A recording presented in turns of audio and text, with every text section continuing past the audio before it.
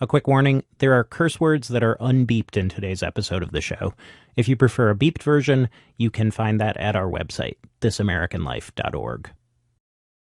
For 3 weeks, Joe Biden said as forcefully as a human being possibly could say that he would not step down.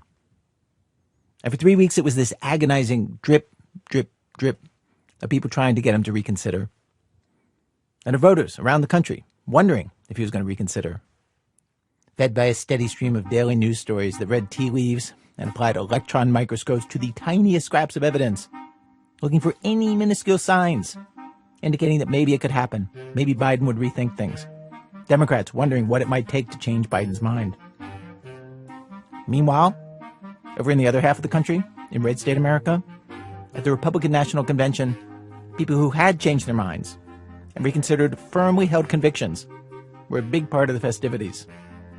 Donald Trump picked as vice president a man who once said about him, "My God, what an idiot," J.D. Vance. Nikki Haley, who had once called Trump unhinged, and other former Trump rivals, people who once seemed like they hated Trump and spoken out against him, took the stage to show how they'd reconsidered. And even Trump himself, the centerpiece of the whole thing, seemed to be presenting himself as a changed man, somebody who had reconsidered who he wants to be in the wake of his near assassination. He presented a notably gentler, uniter, not divider, side of himself. All his reconsideration, of course, was in the service of getting the swing voters of the swing states to do some reconsideration of their own about who they might be picking for president this fall. I sometimes feel like the rarest thing in the world is to witness somebody actually changing their mind. You know what I mean? Changing their mind about something big, some fundamental belief. I mean, I know it happens, right? Most of us know people who are never going to have kids who decide they're going to go for it, or we know Democrats who became Republicans, we know pro-lifers who switched to pro-choicers. When it happens, it's a seismic thing. And that point of transition, when you're flipping from one way of seeing things to the new way, that is a weird, awkward thing to live through. And so today on our show, in this moment when Joe Biden seems to have reconsidered some of his most deeply held ideas about himself and his chances in this election, we have stories of people rethinking some big, basic beliefs that they've taken for granted, trying on a new attitude toward the world. And we watch how that goes for them. From WBEZ Chicago, it's This American Life. I'm Ira Glass. Stay with us. Act 1, Fate of the Union. For all the people who'd rethought their feelings about Donald Trump at the Republican National Convention in Milwaukee this week, there was one guest for whom the rethink has been especially dramatic, and that's Sean O'Brien. A lifelong Democrat from Massachusetts, Sean O'Brien is the head of the Teamsters Union. 1.3 million truck drivers, rail, air, all transportation, delivery workers, lots of jobs. They endorsed Biden in 2020. And Sean O'Brien was at the RNC to give a speech. Big speech, actually. The keynote speech on the first night of the convention. And I should say, the Teamsters Union president hasn't spoken at the RNC ever before in the entire history of the union. Because, maybe this is obvious, Republicans have been the party of big business, and generally pretty opposed to organized labor. Zoe Chase tells how this played out. Here's how weird it is that this guy Sean O'Brien is at the RNC in the first place. President Biden, a Democrat, calls himself the most pro-union president in history. There's reasons. He bailed out union pensions. The Teamsters were pushing for that. All his major infrastructure bills have included money and benefits specifically for unions. He walked a picket line with the United Auto Workers. He gave his first 2020 campaign speech from a Teamsters hall. Donald Trump has a record, too, as a Republican president, of rolling back regulations that protected unions, appointing Supreme Court justices who ruled against unions, and, of course, hiring non-union workers when he was a real estate developer, notoriously stiffing his workers out of overtime. Both of them talk about loving American workers, obviously. That's politics. But their policies are very different. So, when Teamsters President Sean O'Brien showed up at the Republican convention this week, he felt like an outsider right away. Or maybe he wanted to make the point that he was an outsider right away. So I'm backstage, and the rehearsal the night before, we came in, and they just wanted to show us the setup of the stage. So they're telling Sean how to walk across the stage to the podium. He's going to be the keynote speaker on night one. And so they said, no, you got to do a dog leg right when you come out of the stage and come down. But the gentleman said, you know golf, you know how you do a dog leg right? I said, look, in my business, if you're a good golfer, you're a bad representative. I don't golf. So he says, just make like a little arc. He's like, here's a bad example. Okay. So here I am, hopefully delivering, the most powerful speech for American workers. And I'm debating what a dog leg is with the person. So it was typical to my nature. I get distracted and start talking to him about how union officials shouldn't golf because they should be out working. And Sean O'Brien seems to be here to walk a fine line, basically, with Republicans. He's like, look, this is a major primetime slot where you don't expect to hear from us, where we get to talk to people who aren't usually listening. He describes his mission as enlightening the Republican National Convention on how important workers and unions are to this country, and maybe make some new political allies. He's been on this charm offensive with Republicans for months. He went to Mar-a-Lago, he met with Trump, took a thumbs-up picture with him. He's been meeting with Republican senators, including hardline conservative Josh Hawley, who ended up walking union picket lines. O'Brien told me we have a really diverse union in all the ways, including politically. A big chunk of his membership supports Trump, and he's here partly for them. But some of organized labor is not happy with him at all. It's hard to overstate. Appalled, enraged, apoplectic, horrified. A vice president of the Teamsters Union publicly called it unconscionable. So, as I think of O'Brien going to the RNC and doing his song and dance, I got to go, what's the message? What's he going to say? This is Rick Smith's radio show. He's a 35-year Teamster, a truck driver. He thinks O'Brien's just going to be part of the Trump campaign's long-running political theater of being a party for blue-collar workers without making any actual policy that helps those workers. To him, it's like, what's O'Brien going to get for this? The reality is Sean O'Brien is going to be their whipping boy. They are going to use him and my Teamsters union as their hood ornament as they drive their anti-union policy truck right over the top of working people. And the reality is Sean O'Brien is going to be their dancing show pony, whether he wants to be or not. And they're going to ride him until Election Day. Because what they understand, what Trump understands, what the RNC gets by giving him this platform is a lot of his members vote for Republicans. This is making it okay. This is going, yeah, don't worry about your job. Don't worry about any of that stuff. It's okay. It's fine. So to see how the song and dance goes over, I pick my spot way up high in the stands and sit with some delegates. I find Todd Gilman, this delegate from Michigan I know, and make him watch Sean O'Brien's speech with me. Todd's retired, a Navy vet. He was in a union decades ago. He got involved with the Republican Party just a few years ago. And he's organizing a county commissioner race now. We're chatting. How's that going, those races or those campaigns? I think they're going good. Yeah. Todd has never heard of Sean O'Brien and does not care about him, it seems. All he knows about Teamsters is, where did the mafia bury Jimmy Hoffa's body? We're waiting for O'Brien's spot in the lineup when suddenly an unannounced guest appears. Oh, Trump's here. He's in the building. Trump himself, not scheduled to speak, shows up on screen with a dramatically bandaged ear. It's the first night of the convention, our first time seeing him, and his first time in public since the assassination attempt.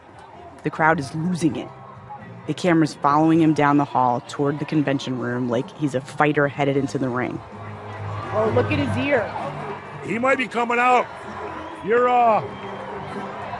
Teamster guy might not be talking. The crowd is jonesing for Trump, but Trump does not take the stage. He sits in the audience, and instead, the guy who appears on stage is... Lee Greenwood. Country singer. He's going to proud to be an American, and then... Oh, yeah. Proud to be an American is Trump's theme song this campaign. It's generally a signal he's about to take the stage. Only this time, the singer himself is here live, giving a sort of impromptu prayer benediction as images of Trump waving and grimacing appear on screen, turning the white swaddled ear from side to side. As Donald Trump turned his head just slightly, that the bullet missed him just enough to save his life to be the next president of the United States. The crowd sings "Proud to be an American" with enthusiasm, then chants for Trump. But Trump still does not take the stage. Instead, this random guy limps out and stands there, one of the many regular Americans on the program who feel hurt by Biden's policies. He's dubbed on screen as a grandfather. You got to feel for him. The crowd is chanting, "We want Trump," right into his face. And another rando with the same story of not being able to afford stuff. Then Amber Rose, how to describe, model and influencer, talks about seeing the light and voting Republican. Oh, she does have a forehead tattoo. Overall, the vibes are way off. Trump's still in the room. People are clamoring for him to speak. And then finally, the last speaker of the night, instead of Trump, it's the president of the Teamsters Union, the outsider guy, the person who doesn't necessarily belong here. Is this the mob boss? There he is. This is the mob boss? All right, now you pay attention. Tell me what you think. He's probably a mob boss if he's a Teamsters president. Clearly, O'Brien has some assumptions about union bosses to overcome with this crowd. Greetings, delegates and guests. I'm Sean O'Brien, General President of the International Brotherhood of Teamsters. Okay, big applause, and it just gets bigger. And I think we all can agree, whether people like him or they don't like him, in light of what happened to him on Saturday, he has proven to be one tough SOB.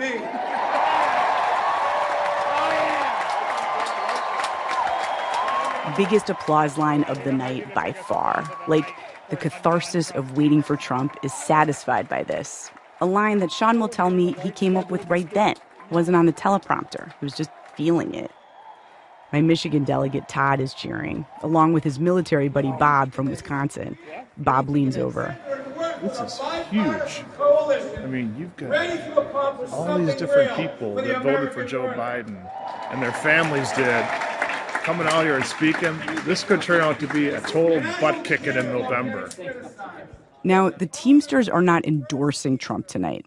Sean O'Brien has been quite clear about that. But Bob from Wisconsin is just hearing the Teamsters throw their weight behind Trump. He's not paying close attention to the specifics of what Sean is saying, really. And as it goes on, the speech does get much more specific and much less Republican convention sounding, basically. He throws long-standing Republican allies, mainstays of the party, under the bus. But for a century, major employers have waged a war against labor by forming corporate unions of their own. We need to call the Chamber of Commerce and the business roundtables what they are. They are unions for big business. And here's another fact. Against I think that's right. You know, his dad is right.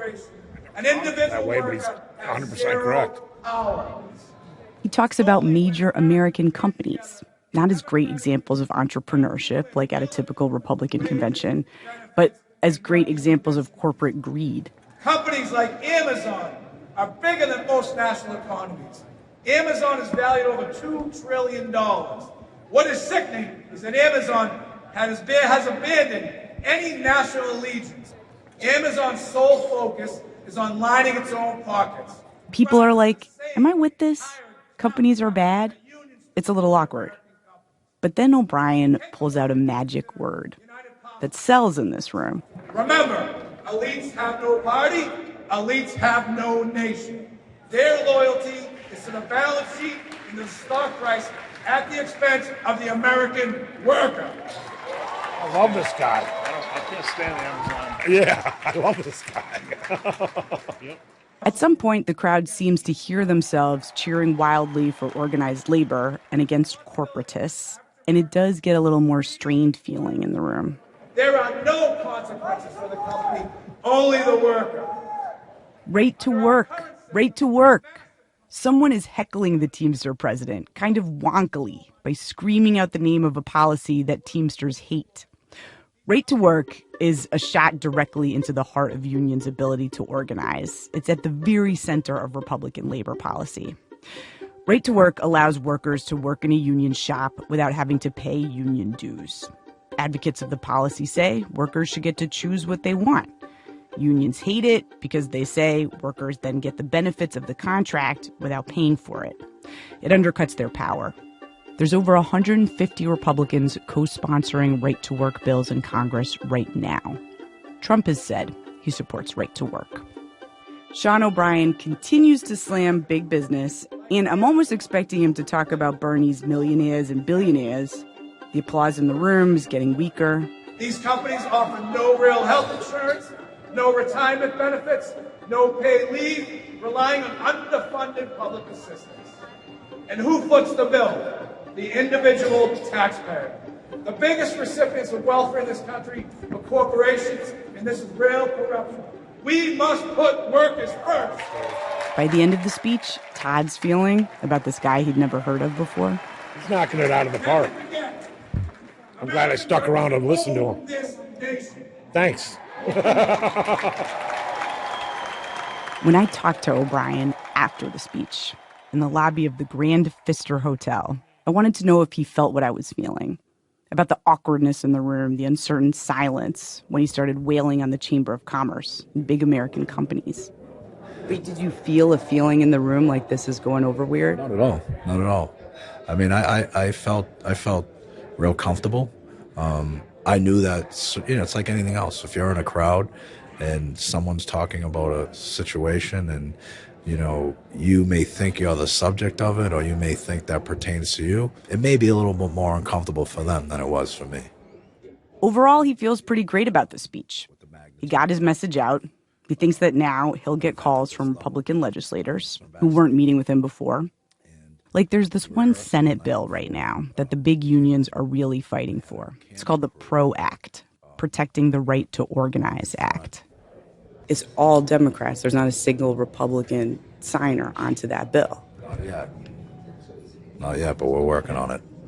Do you think you got some people? Well, the bill that's currently there, right? So if you're not going to get support, it's not going to pass. Wouldn't it make sense to figure out what could pass? Bipartisan?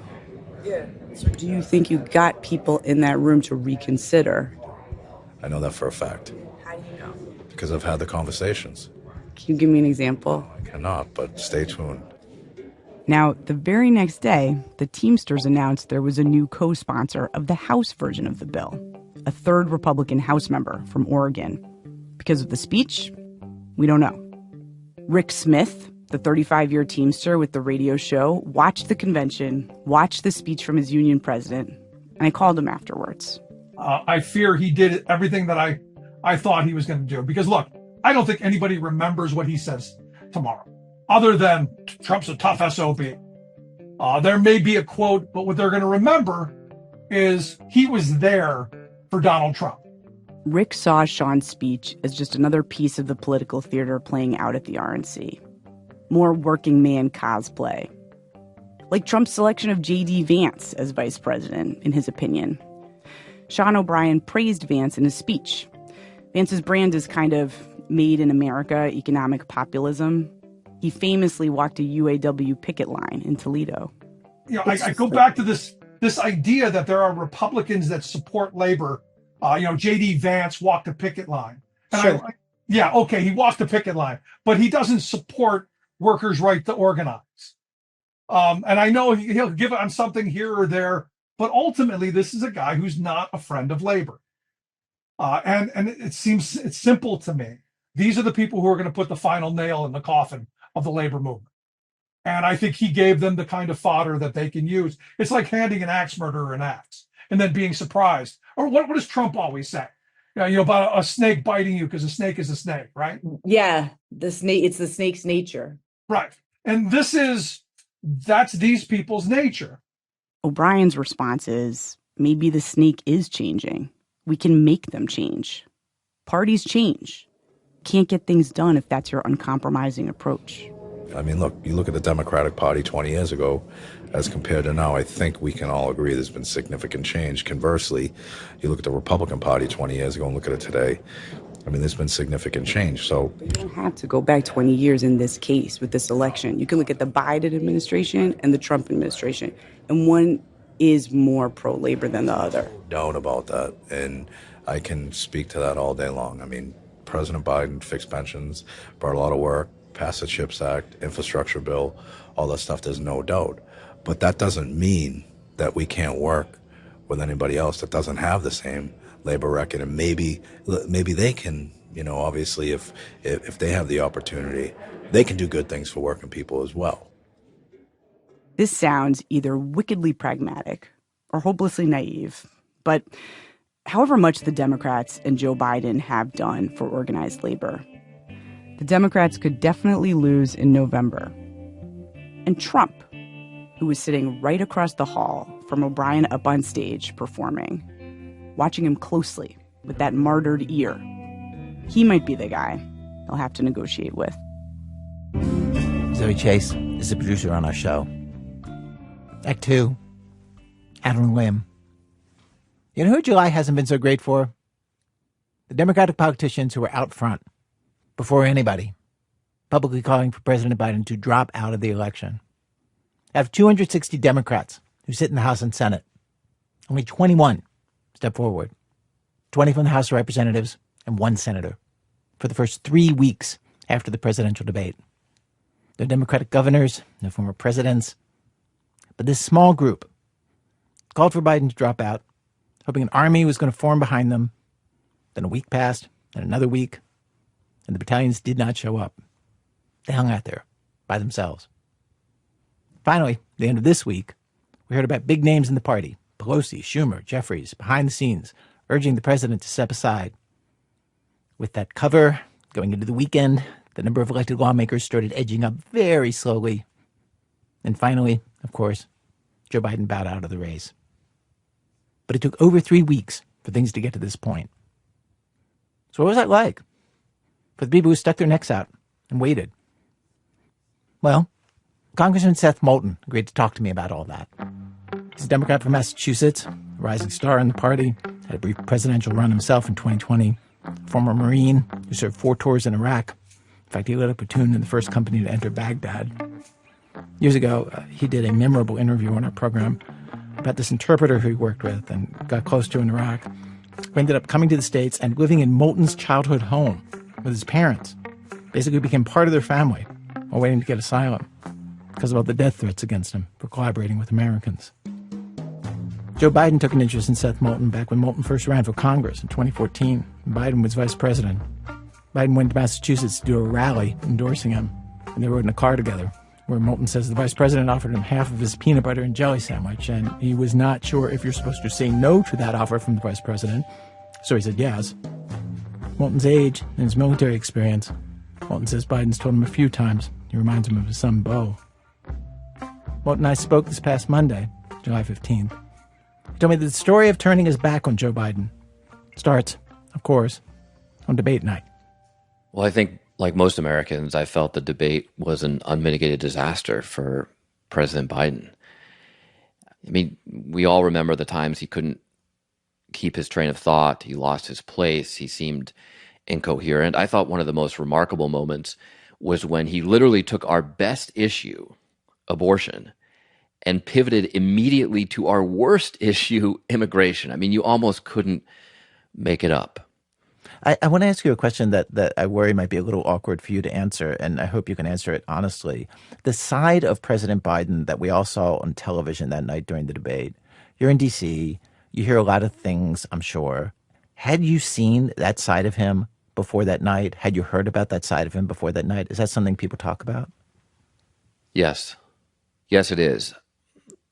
I've seen the president fairly regularly as a member of Congress, although it does feel like his staff is hiding him far more than they used to. But I've seen a dramatic change, in particular over the last several months.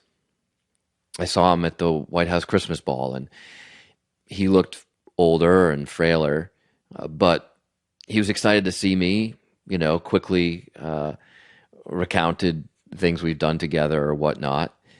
Then I saw him most recently, just a few weeks ago, in Normandy for the 80th anniversary of D-Day.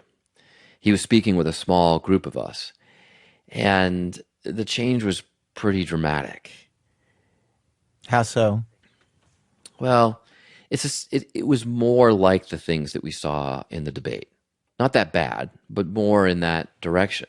Like him having a hard time summoning the words for things. Yeah, more like that, yes.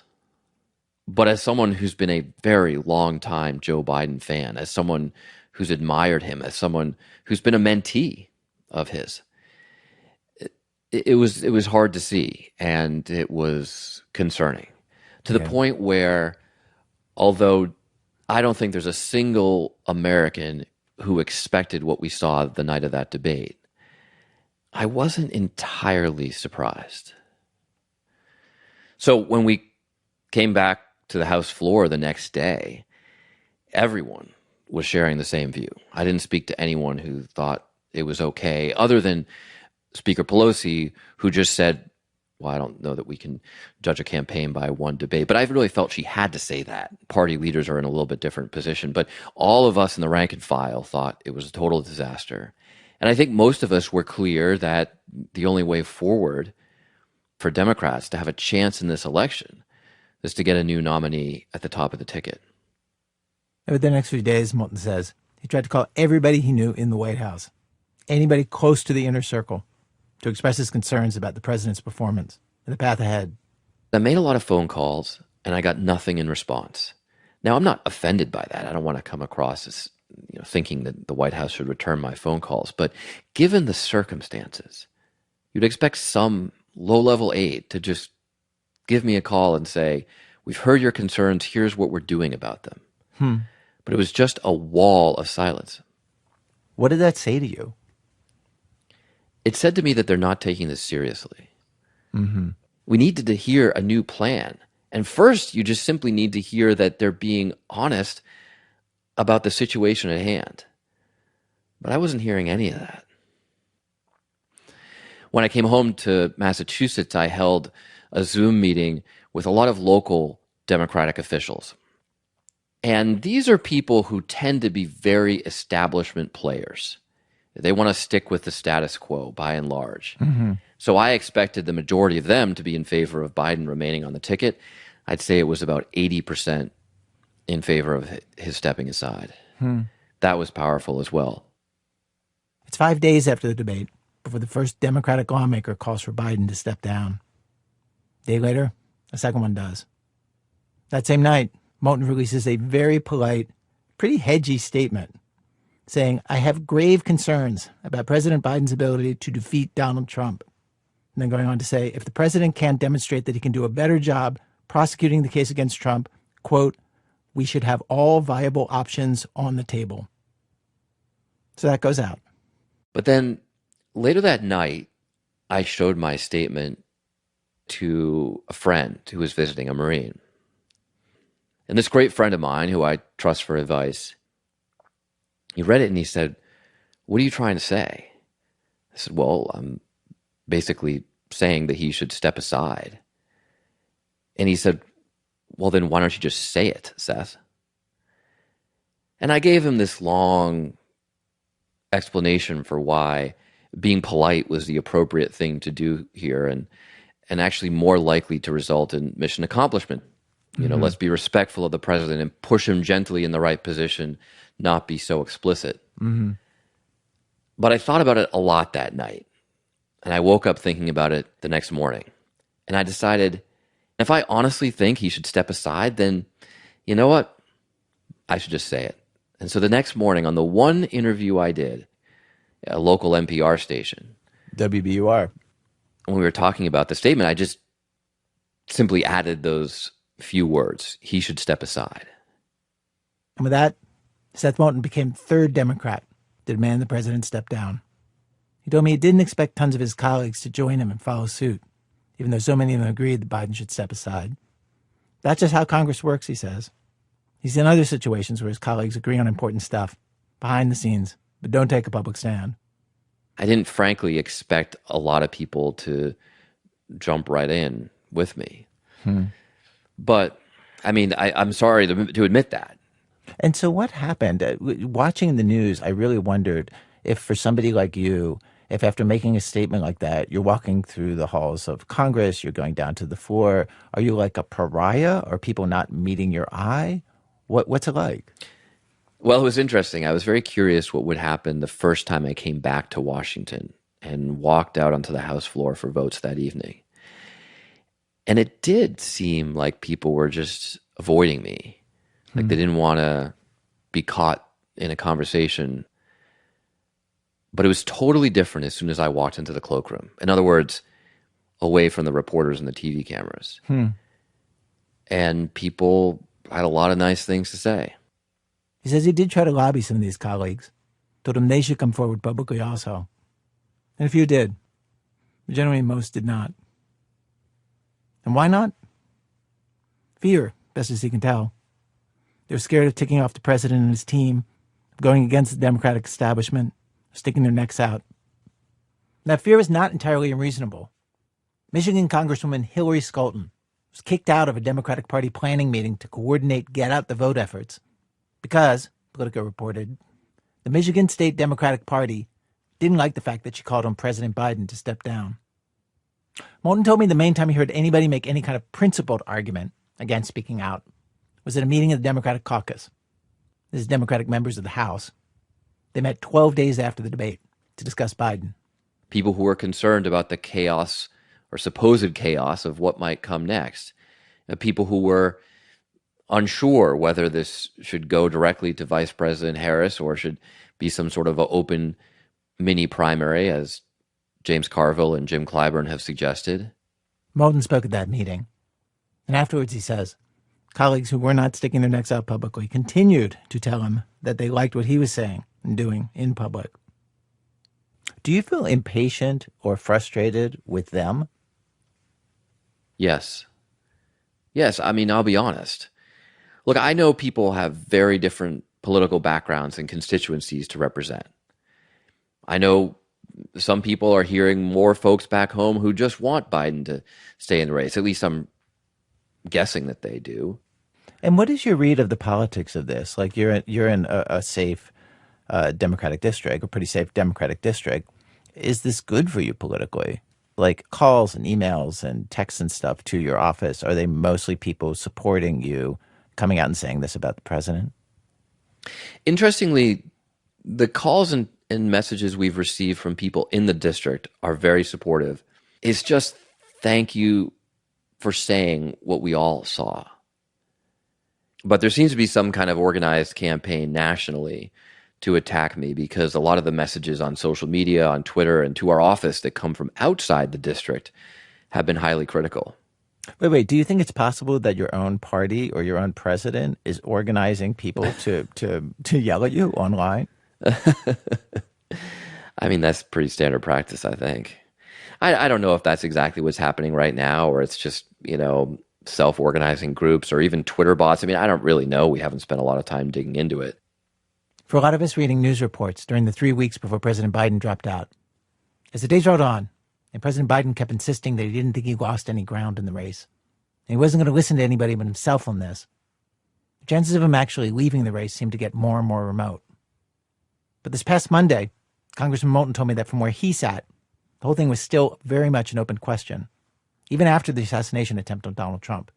And that photo with his fist in the air.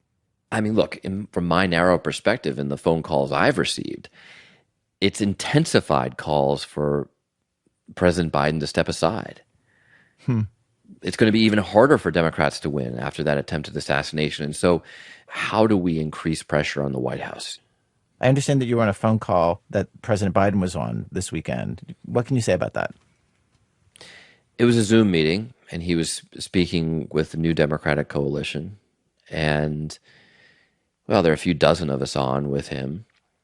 And I'm not going to share details of a confidential meeting, but I'll just say that it was discouraging. It left me feeling affirmed of my position and felt like things are bad and getting worse. I mean, this was not a high-stakes debate. This was just a low-stakes conversation with a bunch of fellow Democrats. But it didn't go terribly well for the president. How so? It just seemed like he's not taking our concerns seriously. making a lot of excuses. You know, on the one hand, citing polls that say he's doing better while dismissing all the bad polls by saying polls don't matter. And just continuing to refuse to answer this question about how are you going to turn things around, sir? So as we record this, it's Monday, July 15th. 19 members of Congress and 1 senator are with you, basically, in total, calling for President Biden to step down. And then the rest of the Democratic Party elected officials are on the other side. How is that feeling? Well, first of all, that's just not an accurate characterization. 19 plus 1 are public. The majority are with me. And so therefore, how does it feel? It feels frustrating. Can I ask you, like, are you in a sort of perverse situation where when you watch the president now on TV, you're sort of hoping for him to slip up? Like if he slips up more, it'll speed him on the path towards having to step down? It's an interesting question. No, I'm not hoping the president will slip up. But I am hoping that something happens to push him over the edge, to make him realize, to face reality here. I think it's important to say, Ira, that I genuinely love Joe Biden. He's been a great mentor to me. He's consistently given me great advice. I have nothing but good things to say about Joe Biden. Is there some moment between you that especially stands out or you think captures what it's like being, or what it was like in the past between you and him? President Biden used to have me over for breakfast when he was vice president. And we'd sit at his residence, and of course breakfast was always scheduled for about an hour, and it would go for close to 3. And he would regale me with stories from his time in the Senate and the lessons that he's learned about politics over the years. I'd ask very serious questions, pose situations where I needed advice. And he genuinely took me under his wing. It felt like he was invested in me personally. Now, there are hundreds of people in politics who know Joe Biden better than I. I'm still relatively new to this whole thing. But I like him a lot. I could tell that he cared. Knowing him to the degree that you do, are you surprised that he won't give up? He's incredibly tenacious. But I also know he's dedicated to our country. And there's a well-worn phrase in the Marines that they try to drill into you day after day in training, which is, it's not about you. And that's my fundamental message to President Biden today is, sir, this is not about you. You're an amazing president. You've been an incredible senator. You've done so much for the United States of America. And now the best thing you can do is to step aside and give us just a little bit better chance at defeating Donald Trump and winning this election. Your pinkies, how it has the power to make you rethink everything about your own sister. We have a true life example. That's in a minute from Chicago Public Radio when our program continues. This American Life, I'm Ira Glass. Today's program, The Big Rethink. Stories of people reconsidering something fundamental about themselves and the way they see themselves. And what happens next? We've arrived at Act 3 of our show. Act 3, anything you can do, I can do backwards. Okay, so in this time of country-defining decisions, we close our show out today with yet another story of critical import about 2 sisters and their pinkies. A story Elna Baker stumbled on. I was chatting with a friend of a friend, Zoe Kushlewski, at a bar when she casually mentioned she was about to attempt to break the world record for speed typing the alphabet using only her pinkies. It took me a minute to process. There's a world record for typing with your pinkies? How do you even know that's a thing? Where does that idea even come from? And that's when Zoe said, My sister. I stole it. Sisters. So twisted, right? My sister has something, and I want to take it from her. Here's how it all started. One day, Zoe's sister Eliza texted her this. LOL, I don't know if you heard, but I broke a world record tonight. Fastest time typing the alphabet backwards with my pinky fingers. LOL. I did it in 6.31 seconds, and the record is 9.65. My next texts were, LOL, what? That's so bizarre and cool. Bet I can do it in 6:30. I'm gonna ruin your night. Wow. So it was sort of instantaneous, your desire to take this record from her. Yeah, I guess so. And I was joking, but it was coming from a true place of like, I really do bet I could do it. Like, should I? No, I shouldn't, unless... So Zoe opens her laptop and gives it a try. Starts typing the alphabet backwards with her pinkies.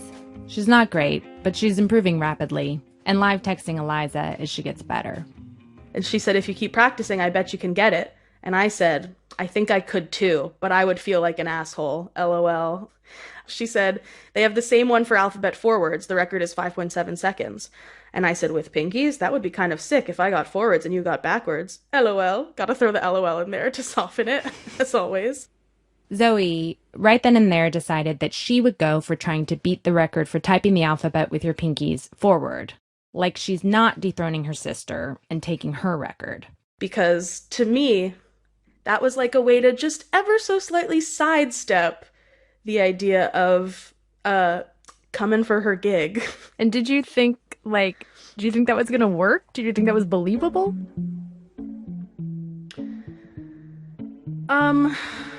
No. There's a specific kind of mind game endemic to sisterhood, and I want to use this stupid pinky thing to examine that. How something so small can blow up because of deep stuff from the past. Like in Zoe's case. From her perspective, Eliza's always been upstaging her. They're both just a few years out of college, but Eliza's already a software engineer with a high-paying job. Zoe's a nanny. Eliza travels the world. Zoe binge-watches Vanderpump Rules. And Eliza's always racking up some new achievement. Like, she only came up with the idea to break the world record because she needed something to do after running her first half marathon. Whereas Zoe feels left behind in life. She moved to LA to become a TV writer, but hasn't had the confidence to try yet. And this leads me to the second thing you need to know. The day Zoe got the text from Eliza, it was a big day for Zoe. Just that afternoon, she had finished 4 months of treatment in a super intense eating disorder program. Like, I'm talking eating all my meals in the company of, like, a therapist, basically, or a nutritionist. And now I was like, okay, like, now it's time to work myself back into the real world. Does it feel like she's, like, rubbing her life, like in your face? Yes. I mean, for a few good minutes, I was just kind of like, this was my, like, I felt really proud of myself for getting through treatment. I felt like I had just kind of had my own accomplishment. And that's when, record scratch, she got the text from Eliza and photos. Eliza was surrounded by friends. Everyone's raising their pinkies and celebrating. And I'm sitting alone on my couch. No one is around me. I'm just like sitting, kind of stewing in my own emotions. So I was a little bit, I was a little bitter. I was like, doesn't she know it's my last day of treatment? Like, doesn't she know how horrible the timing of this is? I just was bitter. I was just like, congratulate me. This isn't like, this is my moment. This was supposed to be my thing. So Zoe finds a typing speed website that can time her and starts rage typing with her pinkies. To give you an idea of how absurd this looks, hold up your pinkies like Dr. Evil and try to type anything. Now try to do it faster, now repeat that for months. Insane, right? But Zoe became completely fixated on winning. Zoe and Eliza are stepsisters. When Zoe was 8, her dad met Eliza's mom, and within a couple years, he lived with Eliza's mom and Eliza. Zoe would visit every other weekend. Zoe was already self-conscious about her weight. Her dad was always on her about it. And right away, she started comparing her body to Eliza's. Eliza always just seemed to come naturally to. She was always athletic. She like ran track. I felt like Eliza was the daughter that my dad dreamed of. For dessert, he might serve Zoe fruit while Eliza got pie. There'd be little critical comments. Zoe's dad had been fat, lost weight his senior year of high school, and felt like it made life so much easier. He thought he was helping Zoe, but now sees how wrong-headed all that was. But as a teenager, Zoe decided that since Eliza was thin and got good grades and everything seemed easy for her, that Eliza was the favorite and she was more of a burden. All these past wounds ready to rip open with one ill-timed text. All this from a Pinky world record. It is all connected, but it is pretty wild that all this stuff is coming up. 6 months go by and Zoe's getting faster by the millisecond. Early on, she double checks with Eliza. Are you sure you're okay with this? And Eliza's like, yeah, sure. So Zoe trains on. Finally, she's ready to go for it.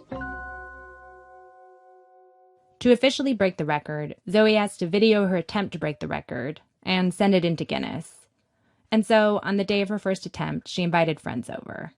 I wore, like, sweatbands around my head and my wrists because it was, like, my athletic Olympian event. Like your Rocky moment.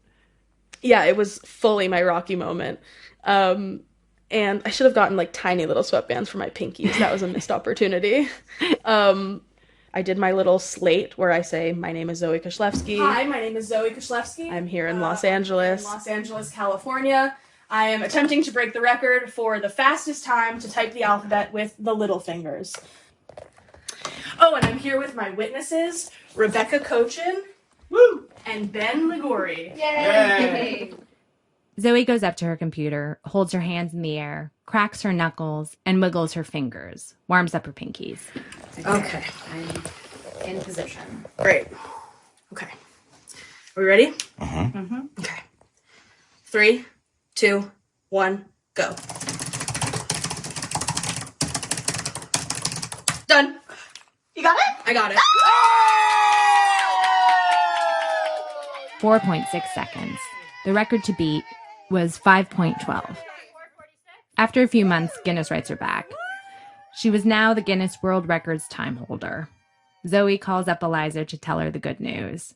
She let me sit in and record. So yeah, as you know, I got the record. How do you feel about that? I'm excited for you. Thank you. Yeah. Eliza congratulates her, but also says, for me, I'm really over the whole record thing, to be honest. For me, it was like, it's almost been, 9 months now since I did it. And so I'm very over it. I'm just excited for you. I don't really care anymore from my perspective. I did what I said to do. So for me, it was just, something fun to do. And so it doesn't really matter to me anymore, all the specifics. I don't know. It just depends what it meant to you. I think it was different for you. But for me, it wore up a while ago. So it passed pretty quickly for me. But for you, it might be different. True. I felt like I could hear Zoe deflating on the call. She went from cheering and laughing to being ashamed for even caring. This was such a sister counterattack. She seemed so harsh. But when I sat down with Eliza to talk about it, she was warm, self-deprecating. I come in frazzled, my hands have a little ketchup on them. So I played the call for her and just asked her, what was up with that? How do you think you sound in this? Not great. I think I sound defensive and defensive. Upset. I think so. I'm I don't even really care. But for you, it's different. Oh, this matters to you, but it doesn't matter to me. For you, it's better. It's good. Here's the thing. Eliza knew Zoe was recording her. And in good sister fashion, she'd said she was okay with it. But she wasn't really. So she was flustered and uncomfortable. And she had other feelings too. This itch Zoe has to take her down, Eliza's noticed. And it doesn't feel great. If you look at the story from her perspective, Eliza breaks a world record, and when she first texts her sister, hey, I did this cool thing, Zoe's response is, fuck your thing. And I guess I was just like, why is her first response like to compete with me and one up me? And I was just like, instead of being happy for me, like she saw it as this competition, and her first response was like, I can do it better. This is this cool thing that I tried to achieve, and now you're trying to beat it. Yeah, why are you coming after me? Yeah.